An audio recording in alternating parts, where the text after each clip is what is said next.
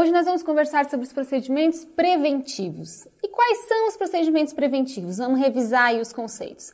São pequenos procedimentos que a gente vai realizar na dentição decídua e mista, a fim de impedir a instalação de uma maloclusão. Isso é ortodontia preventiva. E quais são esses procedimentos? O primeiro deles a gente pode dizer que são as orientações. Orientações em relação à amamentação, orientações em relação a tipo de chupeta, copo de mamadeira, copos de transição, né? E a sua importância para evitar a instalação de hábitos bucais deletérios, né? Essas orientações a gente já pode oferecer para a mãe tanto no período pré-dental ou mesmo enquanto ainda gestante. Claro que quando a gente fala de amamentação, a equipe de enfermagem e médicos tem um papel importante, né, no reforço dessas orientações. Mas cabe ao cirurgião dentista enfatizar a importância da sucção e da amamentação propriamente dita no crescimento e desenvolvimento da face, mais especificamente no crescimento e desenvolvimento da mandíbula, né? A gente já conversou sobre isso lá na aula de desenvolvimento normal da oclusão na dentição decídua. Então, as orientações são os primeiros procedimentos preventivos que a gente vai realizar. Uma outra orientação que a gente pode considerar que também previne a instalação de uma maloclusão são as orientações em relação à importância dos dentes decíduos, né?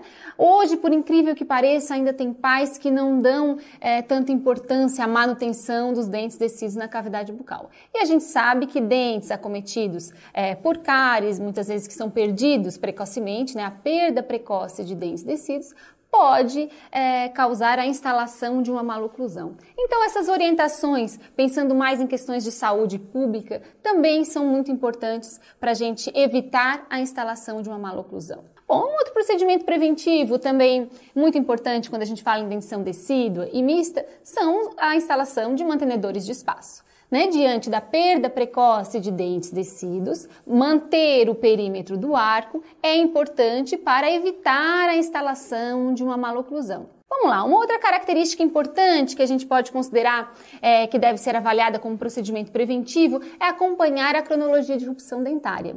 Por quê? Porque alguns desvios irruptivos podem ser diagnosticados precocemente e o acompanhamento ou a conduta clínica diante deles pode sim evitar a instalação de uma maloclusão. Vou mostrar um casinho para vocês. Esse é o casinho de uma menina de 6 anos de idade, onde ela teve a perda precoce do dente 62 antes do dente 61 por um processo de esfoliação normal. A gente sabe que normalmente irrompe os incisivos centrais inferiores permanentes, são os primeiros a irromper, seguidos pelos laterais inferiores, mais ou menos juntos com os incisivos centrais superiores, né? E depois o incisivo lateral superior. Quando a gente tem alteração na cronologia de irrupção entre os dentes permanentes anteriores, entre os incisivos, normalmente isso nos é um indício de uma falta de espaço significativa do arco. No arco, e normalmente a intervenção se faz necessária.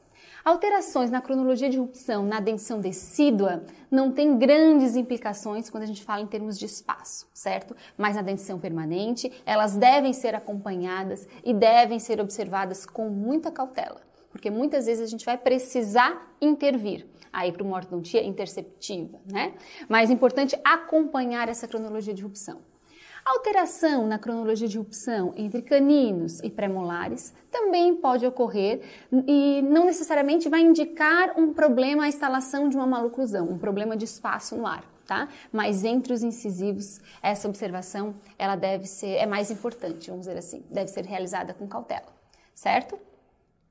Vou mostrar aqui para vocês a radiografia dessa mesma paciente, onde vocês podem